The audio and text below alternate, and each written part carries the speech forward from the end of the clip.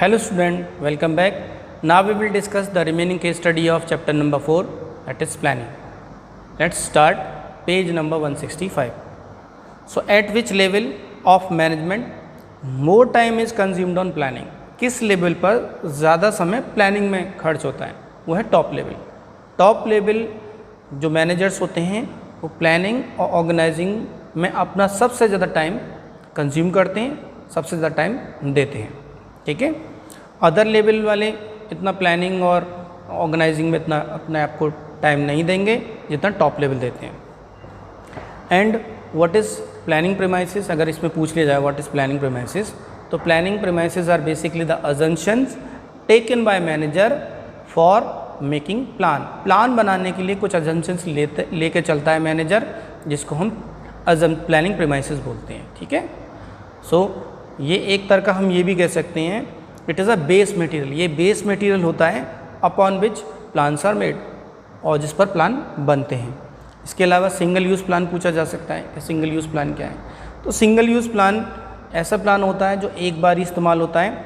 A single use plan is develop for a one time event. एक one time event के लिए prepare करा जाता है और ये दोबारा रिपीट नहीं होता है. ठीक है. फिर इसके बाद case study number 1, page number 166. On the introduction of goods and service tax, experts in the field of business started analyzing and forecasting its impact on various sectors and industries.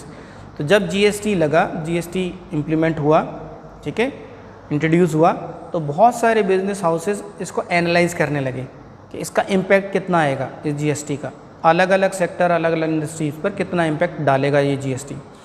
Vivek and establish businessman attend a few seminar. Vivek एक businessman है, establish businessman. उसने कई तरह के seminar attend करे जो GST से related थे, एंड कॉन्फ्रेंसेस भी करें organise by such experts to familiarise himself with this information. तो GST की जो इन्फॉर्मेशन है उसको फैमिलराइज, उनको बताने के लिए सब लोगों को इस तरह के सेमिनार कंडक्ट करे गए. ठीक है. कॉन्फ्रेंसेस रखी गई जिसमें मिस्टर विवेक भी गए जो एक सक्सेसफुल बिजनेसमैन थे. He wanted to use these forecasts to reduce the uncertainty in making decision for future in the business. वो forecast करना चाहते थे, वो सारी अनसर्टेनिटीज़ को रिड्यूस करना चाहते थे कि आने वाले टाइम में बिजनेस में कोई प्रॉब्लम क्रिएट ना हो. इसके लिए उन्होंने वो सेमिनार अटेंड करा. सो name the step in the planning process that is being discuss in the ever paragraph. तो एवर पैराग्राफ में प्लानिंग का कौन सा प्रोसेस इसमें लिया गया है, तो वह प्लानिंग प्रीमाइसेस बनाना. ठीक है. Developing premises. तो डेवलपिंग प्रीमाइसेस में वही है, देखिए इसमें आ रहा है कि वो अपने आप को फैमिलराइज करना चाहते थे, वो इन्फॉर्मेशन कलेक्ट करना चाहते थे. उसके अलावा दीज फॉरकास्ट, वो फॉरकास्ट लेकर चलना चाहते थे ताकि अनसर्टेनिटीज़ को कम करा जाए. तो अगर अनसर्टेनिटीज़ को कम करना है और उसके लिए कुछ फॉरकास्ट लिया जा रहा है तो ये प्लानिंग प्रीमाइसेस होता है, यानी अजम्पशंस ली जा रही हैं. Basically assumptions are taken in order to make plans. Now case study number 20, page 168. Rajiv, the owner of Pathway Construction, decided to start a campaign to create awareness among people for developing clean surrounding. तो राजीव एक owner है pathway construction का. उन्होंने एक awareness चलाई कि आप आसपास साफ़ सफाई होनी चाहिए. ठीक है. हमारा एरिया बिल्कुल क्लीन होना चाहिए.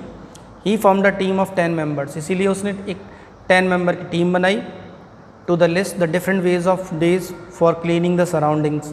और अलग अलग तरीके बताए उन्हें कि आप लोगों को अवेयर करिए किस तरह से क्लीन अपना सराउंडिंग करा जा सकता है. One suggested to take help of local resident. उनमें से एक ने कहा क्यों ना हम लोकल रेजिडेंट की हेल्प लें क्लीनिनेस के लिए ताकि और ज़्यादा साफ सफाई हो. अनदर सजेस्टेड दैट दे में इन्वॉल्व स्कूल गोइंग चिल्ड्रन. किसी ने, दूसरे ने कहा कि क्यों ना हम स्कूल गोइंग चिल्ड्रंस को शामिल करें. ठीक है. अपने इस प्लान में. One more suggestion was to take the help of unemployed youth. एक और सजेशन मिला कि हम अनएम्प्लॉयड यूथ को ले सकते हैं, वो हमारी इस पर्टिकुलर इसमें हमारी मदद कर सकते हैं. On evaluation different ways it was decided to take the help of local resident. फिर इसके बाद सारे जितने भी प्रपोजल्स थे उनको एवेल्यूएट करा गया, डिफरेंट तरीके से सोचा गया. फिर इसके बाद ये डिसाइड करा गया कि हम लोकल रेजिडेंट की हेल्प लेंगे. To achieve the desired goal various activities were identify, और इसको अचीव करने के लिए अलग अलग एक्टिविटी डिफाइन करी गई, आइडेंटिफाई करी, जैसे कि purchase of necessary item like dustbin, कि डस्टबिन खरीदेंगे, गार्बेज बैग्स, ब्रूम्स, ये सब खरीदे जाएंगे। इसका एक नेसेसरी आइटम्स बनाए गए, ठीक है, एक्टिविटीज़ को लिखा रखा गया। फिर कलेक्शन ऑफ गार्बेजेस, गार्बेज को कलेक्ट करने के लिए भी कुछ एक्टिविटीज़ रखी गई। डिस्पोजल ऑफ गार्बेज, गार्बेज को डिस्पोज करने के लिए कुछ रखी गई। So after identification of different activities the work were allocated to different members, फिर सारी एक्टिविटीज़ को आइडेंटिफाई करने के बाद वर्क अलग अलग इंडिविजुअल्स को एलोकेट कर दिया गया। क्वेश्चन क्या है देखिए यहाँ तक, identify the concept of management involve in the above situation, इस एबव सिचुएशन में कौन सा कॉन्सेप्ट लिया गया है मैनेजमेंट का, ठीक है। तो बेसिकली जो इसमें प्रॉपर प्लानिंग करी जा रही है, अजम्पशंस ली गई हैं, एक्टिविटीज़ को ग्रुपिंग करा जा रहा है, इट मीन्स इसमें प्लानिंग आ जाएगा, ठीक है। तो जो कॉन्सेप्ट है वो है प्लानिंग, और किन किन से पता लगता है कि प्लानिंग इसमें कौन सा आ रहा है। तो पहला आ रहा है वन सजेस्टेड, किसी ने एक ने कहा कि हम अपने लोकल रेजिडेंट की हेल्प ले सकते हैं, और कुछों ने कहा कि हम यूथ से, अनएम्प्लॉयड यूथ से हेल्प ले सकते हैं। फिर इसके बाद कैंपेन बनाया जा रहा है, क्रिएट करा जा रहा है अवेयरनेस से, अवेयरनेस फैलाई जाए और सराउंडिंग हमारी क्लीन करी जाए। तो ये कुछ चीज़ें शो कर रही हैं कि ये प्लानिंग की बात हो रही है। फिर इसके बाद इसमें ऑर्गेनाइजिंग वाला कॉन्सेप्ट भी आ रहा है, कैसे अलग अलग टीम बनाई गई, ठीक है, यानी अपने टारगेट को अचीव करने के लिए अलग अलग ड्यूटीज़ असाइन करी गई। वो ड्यूटीज़ क्या थी कि नेसेसरी आइटम परचेज करा जाएगा, गार्बेज को कलेक्ट करा जाएगा, डिस्पोजल करा जाएगा, डिफरेंट मेंबर्स को अलग अलग एक्टिविटी दी जाएगी। ये ऑर्गेनाइजिंग होता है। Organising means distributing the activities और job in among the employees के बीच में या इंडिविजुअल्स के बीच में काम को डिस्ट्रीब्यूट करना ऑर्गेनाइजिंग कहलाता है। अलग अलग एक्टिविटी को आइडेंटिफाई करना और फिर उनको जॉब्स को डिस्ट्रीब्यूट करना ऑर्गेनाइजिंग में आता है।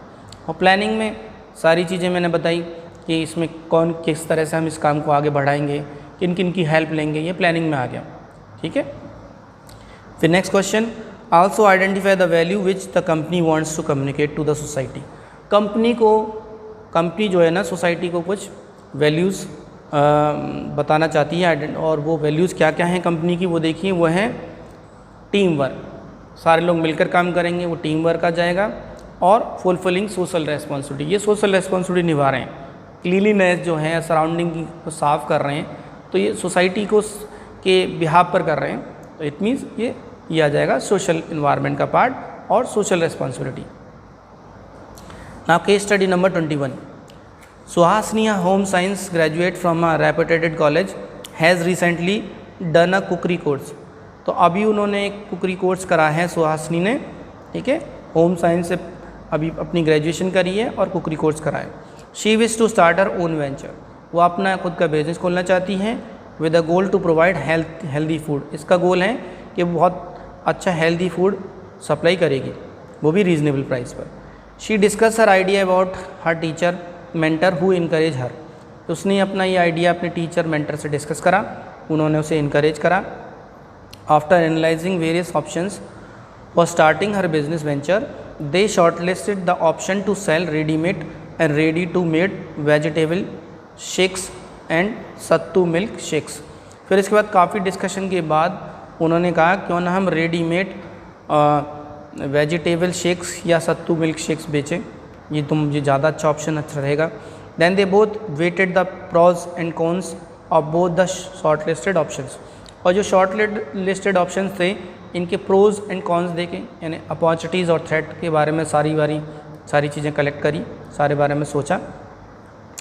ना question is name the function of management being discuss above, वो फंक्शन बताइए मैनेजमेंट का जो डिस्कस हो रहा है। फंक्शन तो आपको पता है planning, organising, staffing, directing, controlling होता है, लेकिन इसकी स्टडी में जो लिया गया है वो लिया गया है प्लानिंग, ठीक है, क्योंकि वो प्लान कर रहा है, बिजनेस स्टार्ट खोलना चाहती हैं, जब किस तरह का फास्ट फूड हेल्दी फूड का बिज़नेस खोलना चाहती है, प्रॉपर प्लानिंग कर रही है, सारे ऑप्शंस को शॉर्टलिस्ट कर रही है, तो दिस इज़ प्लानिंग। उसके अलावा कैरेक्टरिस्टिक्स पूछिए तो आप बता दीजिए कैरेक्टरिस्टिक्स के। Planning focus on achieving objectives, planning objective को अचीव करने के लिए हमेशा बनाई जाती है।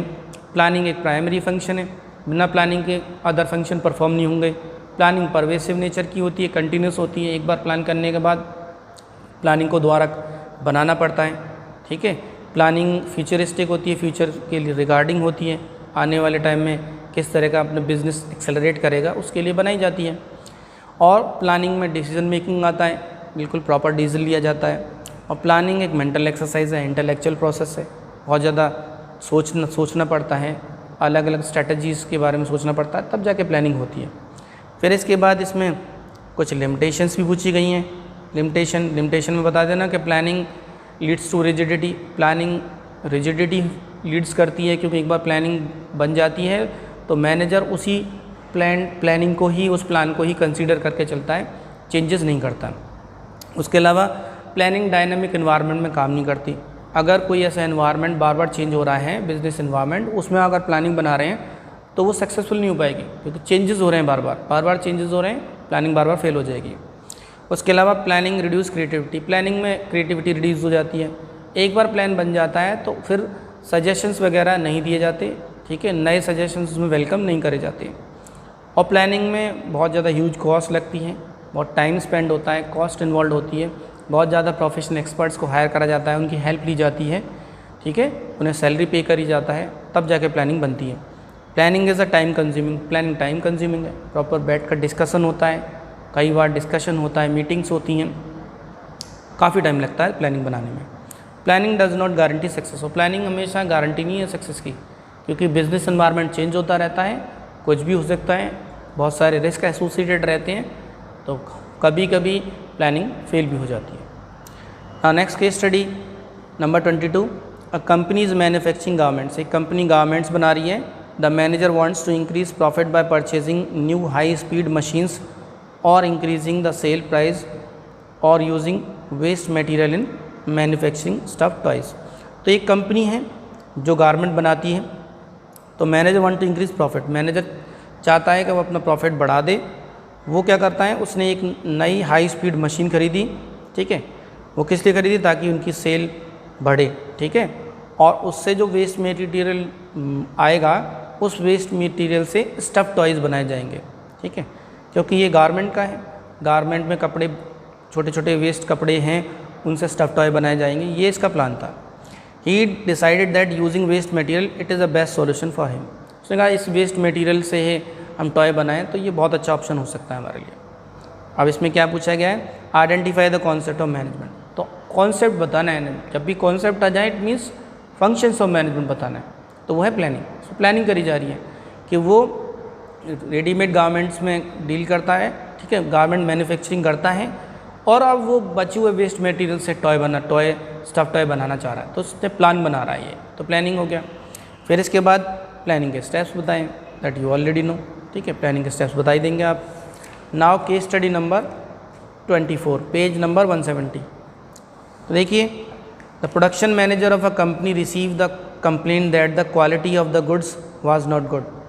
तो प्रोडक्शन मैनेजर को एक कंप्लेंट आई कि जो गुड्स बन रहे हैं उनकी क्वालिटी अच्छी नहीं है। After investigation it came to light that the machine has become very old. जब इन्वेस्टिगेट करा गया तो ये पाया गया है कि मशीन बहुत पुरानी हो गई है, जिसकी वजह से क्वालिटी अच्छी नहीं आ रही है। तो that is why they were unable to achieve standard quality, इसलिए वो स्टैंडर्ड क्वालिटी का सामान नहीं बना पा रहे हैं। Production manager develop several options by way of solution to this problem, और उसके बाद प्रोडक्शन मैनेजर ने कई तरह के सेवरल ऑप्शंस लिए ताकि ये प्रॉब्लम शॉर्ट आउट हो जाए। जैसे कि example, getting the machine repaired, उन्होंने मशीन को रिपेयर कराया। फिर purchasing a new local machine, एक नई लोकल मशीन खरीदी। परचेजिंग न्यू इम्पोर्टेड मशीन, और एक नई इम्पोर्टेड मशीन खरीदी। If possible taking machines on rent, अगर पॉसिबल पाए तो रेंट में भी ले सकते हैं। तो ये कुछ ऑप्शन दिए, ठीक है, उन्होंने मैनेजर ने सीईओ के सामने ऑप्शन रखे कि हमारे पास ये ऑप्शन है, हम इनमें से ये सब कर सकते हैं और अपनी क्वालिटी ऑफ गुड्स मेंटेन कर सकते हैं। The CEO of the company wanted the list of option, इसलिए सीईओ ऑफ कंपनी ने कहा कि सारे ऑप्शन तुम मुझे लिस्ट में लिख कर दो, ठीक है, base option to be smaller so that a thorough study could be made for them. उसके अलावा उन्होंने कही ऑप्शन थोड़े कम रखो, थोड़े कम रखिए ताकि थॉरो स्टडी हम कर पाएँ. So in order to make the list of the optional ways smaller, he decided to give up all those options which require the investment of more than 10 crore. तो उसने वो ऑप्शन हटा दिए जिसमें 10 करोड़ रुपए से ज़्यादा इन्वेस्टमेंट लग रहा था. ठीक है, अब क्वेश्चन क्या है देखिए, identify the concept describe in the paragraph. इसमें कौन सा कॉन्सेप्ट लग रहा है, इसमें भी वही फंक्शन बताना है, प्लानिंग लग रहा है, वो प्लान कर रहा है कि कैसे सेल, कैसे क्वालिटी ऑफ गुड्स इम्प्रूव करा जाए, उसकी प्लानिंग करी जा रही है, अलग अलग ऑप्शंस को रखा जा रहा है. ठीक है, फिर जब हम बहुत सारी ऑप्शन को लेके चलते हैं और फिर उसके बाद उसको एग्जामाइन करते हैं, एक प्रॉपर तरीके से उस ऑप्शन को लेते हैं, ये प्लानिंग प्रेमाइसेस हो गया, यानी डेवलपिंग प्लानिंग प्रेमाइसेस. ठीक है, तो डेवलपिंग प्रेमाइसेस में यही होता है, अजम्पशंस लेना और एक एक्यूरेट डिसीजन लेना. Now number 27, PK Limited has been well known for delay in decision making and overlapping of work done. तो PK Limited जो है ना, वो अपने डिसीजन मेकिंग में डिले करने के लिए बहुत ज़्यादा मशहूर है. Identify the management function lacking. तो बताइए कौन सा मैनेजमेंट फंक्शन लैकिंग, प्लानिंग, यानी वो डिसीजन नहीं ले पा रहे हैं, इसका मतलब उनकी प्लानिंग प्रॉपर नहीं है. ठीक है, now next is page number 171, case study number 31. A company is manufacturing garment. एक कंपनी गारमेंट बनाती है. Manager want to increase the profit, और मैनेजर प्रॉफिट बढ़ाना चाहता है. वो कैसे कर सकता है, purchasing a new high speed machine. New high speed machine purchase कर बढ़ा सकता है. इंक्रीज द सेल प्राइस कर बढ़ा सकता है. Using waste material in the manufacturing stuff toys, और वेस्ट मटेरियल का इस्तेमाल कर सकता है, स्टफ टॉय बना सकता है. He decided that using waste material, तो उसने कहा कि अगर हम वेस्ट मटेरियल का इस्तेमाल करें इससे हमारा प्रॉफिट बहुत बढ़ जाएगा, हम उस वेस्ट मटेरियल से टॉयज़ बनाएंगे, ये ज़्यादा ऑप्शन अच्छा है. इसमें फिर वही क्वेश्चन पूछा है, कॉन्सेप्ट बताइए, कॉन्सेप्ट वही हो जाएगा, प्लानिंग कर रहा है वो. फिर 4 फीचर्स बताएं प्लानिंग के. तो प्लानिंग के फीचर्स आप बता ही सकते हैं, प्लानिंग कंटिन्यूस होती है. ठीक है, प्लानिंग परवेसिव नेचर की होती है, प्लानिंग फ्यूचरिस्टिक होती है. तो ये आप कैरेक्टरिस्टिक्स और फीचर्स बता सकते हैं. Now page number 172, Parvinder is working as a supervisor in alpha limited. तो एक परविंदर एक सुपरवाइज़र की तौर पर काम कर रहे हैं अल्फ़ा लिमिटेड में. To achieve the target he wants to try a new method, और टारगेट को अचीव करने के लिए उसने नए मेथड को अपनाया. Different way of allocating the work को किस तरह से एलोकेट करा जाए. His superior did not permit him and force him to do the work strictly as per the plan. उसके सुपीरियर ने परमिट नहीं करा और उससे कहा कि जिस तरह से प्लान बनाया गया है वो प्लान को ही आप फॉलो करो. So name the limitation of planning. Planning की लिमिटेशन बताइए. तो वो है planning leads to planning reduce creativity. Planning creativity को रिड्यूस करता है, क्योंकि प्लानिंग में एक बार जैसे प्लान बन जाता है उसी को ही फोकस करा जाता है, ब्लाइंडली फॉलो करा जाता है. परविंदर चाहता था कि वो नया तरीका, नए मेथड ढूंढे प्लानिंग से हटकर, इसीलिए उससे मना कर दिया गया. यानी प्लानिंग में हम क्रिएटिविटी नहीं कर सकते. ठीक है, उसके अलावा name the value overlooked by Parvinder superior. Parvinder के सुपीरियर ने कौन सी वैल्यू इग्नोर कर दी, वो है value of motivating and encouraging employees. Employees को हमेशा मोटिवेट करना चाहिए, इनकरेज करना चाहिए, उनके इनिशिएटिव्स को वेलकम करना चाहिए. तो ये वैल्यू उसका परविंदर का सुपीरियर और नेगलेक्ट कर रहा है. ठीक है, now next case study 34. Management of ABC limited setup the target of selling 10,000 units per week. तो एक मैनेजमेंट है ABC लिमिटेड का, उनका एक टारगेट है कि वो 10,000 यूनिट पर वीक बेचेंगे. And made all their plan based on their target, और पूरे प्लान भी बना लिए कि इस टारगेट को कैसे अचीव करा जा सकता है. But due to change in the technology adopted by the competitors which reduce their cost. लेकिन कॉम्पिटिटर चेंज इन टेक्नोलॉजी की वजह से, क्योंकि टेक्नोलॉजी चेंज हो गई और कॉम्पिटिटर्स ने अपनी टेक्नोलॉजी चेंज करी और वो अडॉप्ट कर ली, जिसकी वजह से ABC लिमिटेड अपने टारगेट को पूरा नहीं कर पाई, क्योंकि उन्होंने अपनी नई टेक्नोलॉजी इस्तेमाल नहीं करी. क्वेश्चन क्या है, identify the limitation of planning. Planning की लिमिटेशन बताइए. तो प्लानिंग की लिमिटेशन ये हो गई that planning may not work in dynamic environment. Planning dynamic environment में काम नहीं करती. जैसे कि नई टेक्नोलॉजी चेंज हो गई और उस टेक्नोलॉजी को उनके कॉम्पिटिटर ने तो अडॉप्ट कर लिया, ये अडॉप्ट नहीं कर पाए, इसीलिए इनकी प्लानिंग फेल हो गई. फिर इसके बाद 2 लिमिटेशन बता दीजिए और अदर. तो बता दीजिए, प्लानिंग रिड्यूस क्रिएटिविटी, प्लानिंग से क्रिएटिविटी रिड्यूस होती है, और planning involve huge cost, planning के अंदर ह्यूज कॉस्ट शामिल होती है। Now next case study 35, Alpha Limited spend a lot of money to hire specialized people for framing their plan and collecting important facts from the environment. Alpha Limited एक company है, वो specialise लोगों को higher करती है ताकि वो plan बनाएं और इम्पोर्टेंट फैक्ट्स फिगर्स कलेक्ट करें। Company cut down it's there cost by cancelling the employees trip for recreation. Company ने अपनी कॉस्ट को कम करने के लिए एक ट्रिप थी एम्प्लॉयज़ की, वो कैंसिल कर दी।